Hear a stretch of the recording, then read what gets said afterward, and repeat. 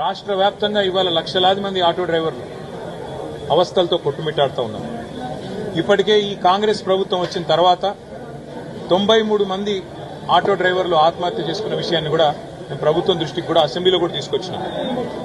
కేవలం దృష్టికి తీసుకురావడం మాత్రమే కాకుండా ఏ నియోజకవర్గంలో, ఏ జిల్లాలో, ఏ మండలంలో ఆ 93 మంది ఉన్నారు, వారి పేర్లు వివరాలతో సహా ప్రభుత్వానికి శాసనసభలోనే మేము మా పార్టీ తరఫున కూడా అందజేసి ఒక్కొక్కరికి ఈ ప్రభుత్వం ఖచ్చితంగా 10 లక్షల ఎక్స్గ్రేషియా ప్రకటించి ఆదుకోవాలని చెప్పి కూడా డిమాండ్ చేయడం జరిగింది.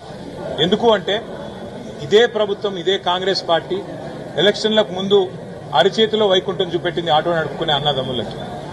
మీకోసం ఒక ఆటో డ్రైవర్ల సంక్షేమ బోర్డు పెడతామని, బోర్డు పెట్టడమే కాకుండా ప్రతి ఆటో మీద ఉన్న చలాన్లు 50% మాఫీ చేస్తామని, అట్లాగే ప్రతి ఒక్కరికి కొత్తగా ఇంకా బీమా సౌకర్యాన్ని పెంచుతామని, ఆటో సంక్షేమ బోర్డు పెట్టి నెలకు 1000 రూపాయలు కనీసంగా, సంవత్సరానికి 12,000 అదనంగా మీకు ఇస్తామని, ఇట్లా రకరకాల వాగ్దానాలతో రంగుల కళ లాంటి సినిమాను రాష్ట్ర వ్యాప్తంగా ఉండే ఆటో డ్రైవర్లకు చూపెట్టింది కాంగ్రెస్ ప్రభుత్వం.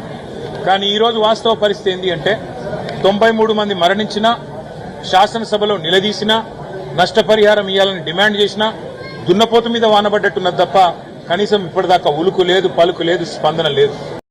రాష్ట్ర వ్యాప్తంగా ఇవాళ లక్షలాది మంది ఆటో డ్రైవర్లు అవస్థలతో కొట్టుమిట్టాడుతూ ఉన్నారు.